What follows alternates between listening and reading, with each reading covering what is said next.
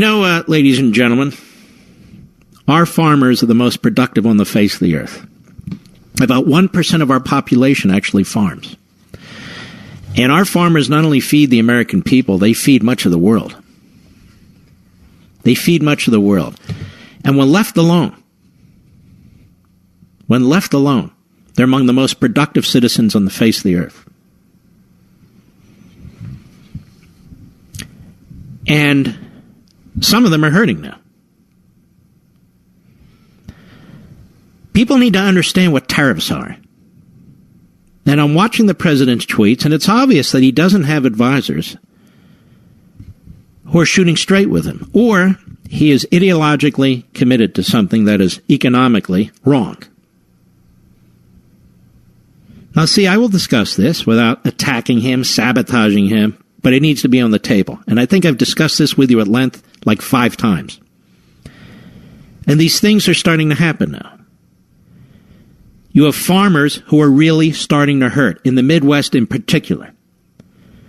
The vast majority of Americans don't farm. The vast majority of Americans have never farmed. The vast majority of Americans don't have parents, grandparents, or great-grandparents who have farmed.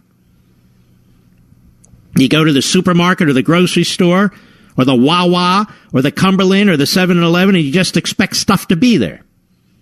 Sliced bread ought to be there. Corn ought to be there. On and on and on and on. Well, it doesn't just show up. Somebody has to grow it. Somebody has to harvest it. Somebody has to package it. Somebody has to transport it, and on and on. And most of us don't do any of that. We just walk in the store and we expect it to be there. In 50 different flavors and sizes and prices. It's an amazing thing. The world has never seen anything like it. And then the government steps in. And I don't care who's running the damn government. There's a difference between country and government. There's a difference between the civil society and government. The framers of our Constitution understood it, which is why they tried to develop the kind of government that would not devour the civil society or the individual. Now, a tariff is a tax on the American people. A 25% tariff on steel is a 25% increase in the price of steel to the American people that comes into this country.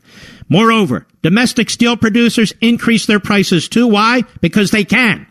Because now the government has stepped in to quote-unquote protect them.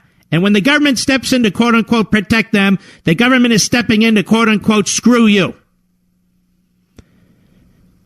The price of washing machines have gone up 9% in the last 3 months. President's talking about a 25% tariff on automobiles. You guys at the UAW, you better get ready for this. That means a 25% tax, like a sales tax or a federal sales tax or a federal VAT tax on consumers. You know what consumers do when that happens? They buy used cars or they hold on to their cars. They don't buy new cars. They don't buy new dishwashers, washing machines, dryers, steel, aluminum, rubber. Now, these tariffs or these taxes on the American citizen, on the American consumer, on the middle class of America, it's only a matter of time till there's consequences. It takes a little while. It's a massive economy. It's a complex economy. There's 320 million of us doing all kinds of things every day, producing, buying, serving, consuming, and so forth. But in time, the laws of economics beat the laws of politics. And then I am told that this is a negotiating tactic. This is 4 levels of chess. Well, then Herbert Hoover was a genius. Because he thought it was a negotiating tactic, too. And 4 levels of chess, I guess. This is all predictable. These people who run these other countries, in Europe, in Canada, Mexico, and so, they're elected, too. They're not just going to bend over and say, okay, whatever you want. They don't do that. There is complete illiteracy and ignorance when it comes to this. I blame our school system. I blame our colleges and universities. I blame our media. And I blame the modern-day conservative movement.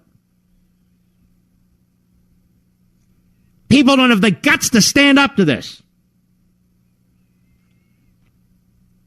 This is an attack on capitalism. I'm sorry, it's an attack on capitalism. It's an attack on commerce. We have a commerce clause in the Constitution. A commerce clause. Not a federal income tax clause, but we have a tariff clause too. Right, to raise income to run the federal government, not to control prices and services and wages. Their framers would be repulsed by that. This isn't a theoretical debate, it's reality. This isn't about being a purist. It's about being rational. The way this should have been handled, in my view, is the administration pulled together our allies. Or those allies who wish to be pulled together, the Europeans, the Canadians, yes, the Mexicans, and others. And focus on our true enemy. The enemy that is stealing our technology. That's not trade. That's not commerce. That's not capitalism. That's theft. And that's China. Stealing us blind to build up their military. Stealing our technology to prop up that communist, murderous, genocidal regime. And they have every intention of replacing us as the greatest superpower on the face of the earth. It is an economic and national security top priority to deal with China. Russia's on the second tier. We can walk and chew gum at the same time, but all the talk about Russia, as I've said over and over and over again, China's number one. For God's sakes, they have 1.5 billion people. I don't even know if Russia has 200 million at this point. And the Russian economy is the size of the Texas economy. China's economy is number 2 now. It's a fourth the size of ours, but they're gaining fast.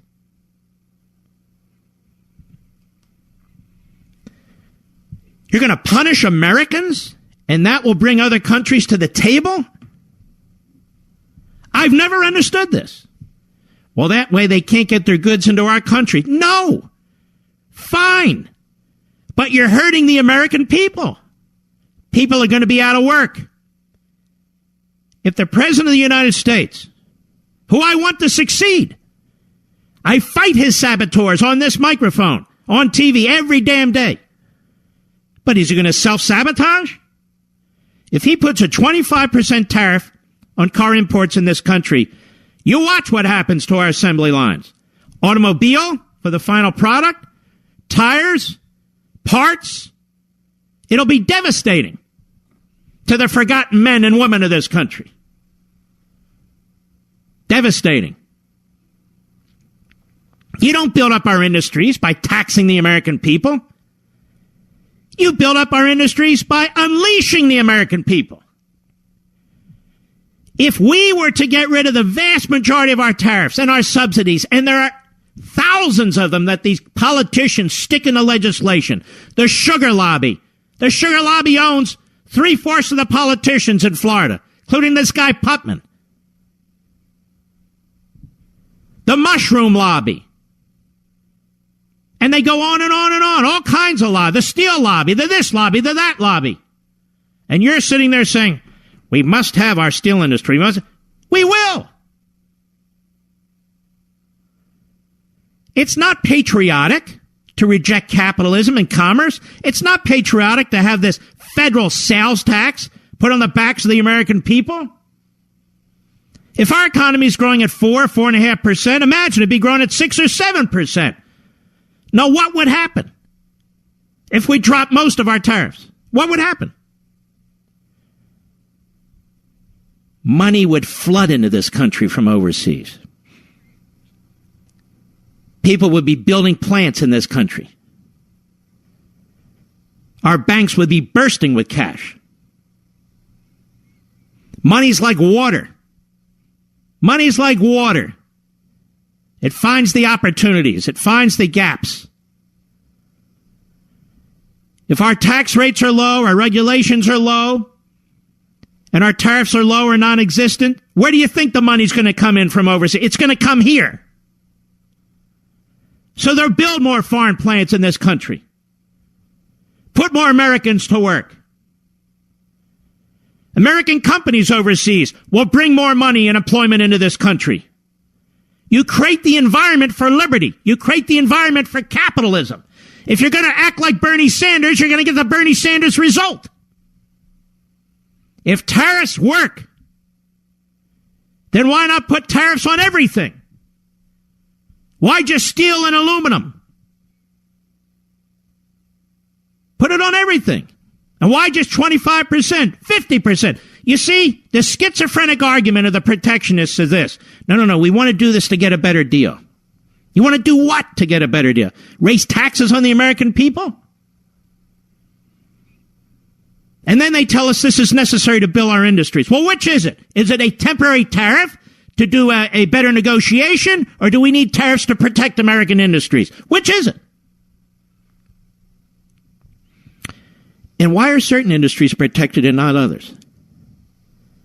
Why are certain jobs protected and not others? And then we've gone to the next logical step as we go down this road, rejecting capitalism. Subsidies.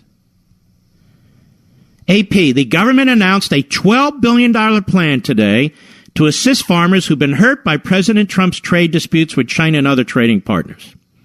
The Agriculture Department said the proposal would include direct assistance for farmers, purchases of excess crops. It's called welfare. This doesn't make America great again. It makes the federal government great again. President says this is a short-term solution. How does he know? His intentions are irrelevant. Our economy and the world economy is too big for a president to control. How does he know it's temporary? And so they want to help farmers who grow corn and wheat and cotton, and dairy farmers and farmers raising hogs. $12 billion, not even the tip of the iceberg. $12 billion, the federal government blows that every week or two. That's not going to make things even, Stephen. The government gets more powerful. The government gets richer. Tariffs are taxes. They go into the Treasury. Now they're going to take $12 billion and give it out to farmers. Based on what? How are they going to do that? More and more government involved in more and more areas of our economy. Listens to this idiot, Peter Navarro, and the other idiot, Wilbur Ross, over at the Commerce Department. Two jokes, in my opinion. I'll be right back. Mark Levin.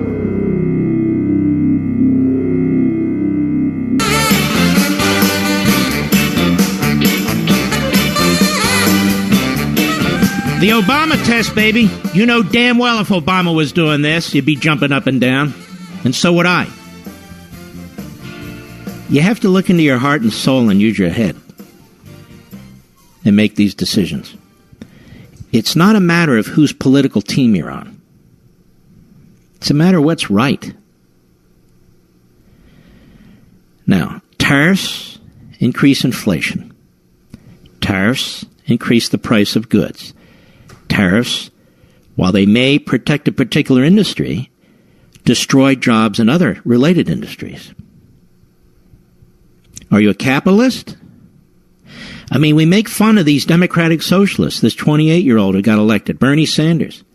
They support all this. Now, why do they support it? Other than they're crazy loons. Why do they support it? Because they're leftists. And we should be helping our president with this. If he's only going to hear cheerleading from the pom-pom boys and girls and the Rockettes, he's going to do more of this.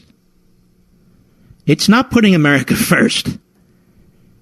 Not in the least. Ask the farmers. They feel like they're putting America first. All they're doing is trying to grow food.